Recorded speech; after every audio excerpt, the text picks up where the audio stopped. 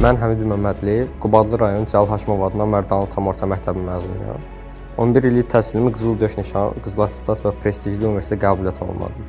10-cu sinifdə başladığım robototexnika yolunda kapitan olduğum komandam ilə Beynəlxalq Sistem Azərbaycan Festivalı 2023-də ilk dəfə keçirilən Boat Racing süyüstü gəmi yarışı kateqoriyasında birincilik qazandıq. Azərbaycanın ən mötəbər yarışmasında ilk iştirakımızda birinci yer olduqdan sonra qərar gəldik ki, Türkiyənin ən mötəbər yarışına qatılaq.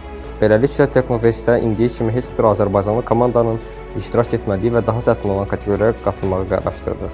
Sistem Azərbaycanın dəstəyi ilə Teknofest 2024-də insansız sual sistemləri kateqoriyası üzrə finala yüksələn yeganə Azərbaycan komandası oldu. Teknofestdə bu kateqoriyanın bu illə birlikdə 8 ərzinin keçirilməsinə baxmayaraq, bu nəticəyə çatan tək komanda biz olduq və bu rekord bu ildə qırılmadı. Finala çıxdığımız ilk ildən həm birinciliyi, həm də en özgün tasarım mükafatını qazandıq. 4 oktyabr tarixində Türkiyənin Adana şəhərində birinci yer mükafatımızı hörmətli Recep Tayyip Erdoğandan aldıq. Deyə bilərəm ki, bu uğur mənim universitetə qəbul olmağımda vacib məqamlardan biri idi.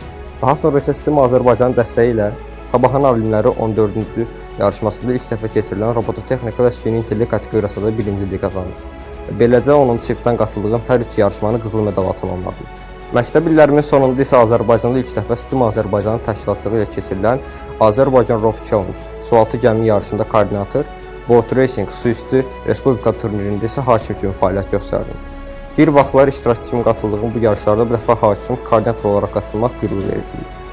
Robototexnika sahəsində qazandığım uğurlara görə dünya miqyasında qəbul şansı 4%-dən az olan Türkiyə Scholarships proqramı ilə mühəndislik sahəsində Türkiyə üzrə birinci, dünya üzrə 79-cu yerdə qərarlaşan İstanbul Teknik Universitetində Electronics and Communication ixtisasına qəbul aldım. Bundan əlavə olaraq Yıldız Teknik Universitetində kontrol və otomasyon mühəndisliyi ixtisasında qəbul aldım. Lakin Teknofest zamanı hörmətli Selçuk Bayraqdar və keçmiş TÜBİTAK prezidenti, hazırki İstanbul Teknik Universitetinin rektoru Professor Hasan Mandalov danışıqlarımızdan sonra ilk seçimi olan İTÜ-nü tərcih etdim. Nəticədə gələcək həyatımın formalaşmasında böyük rol oynayan, başda iqrar müəllim olmaqla bütün Sistem Azərbaycan ailəsinə təşəkkür edirəm. İnanıram ki, mən də qazandığım biliklər sayəsində Azərbaycanın inkişafına öz töhfəmi verəcəm.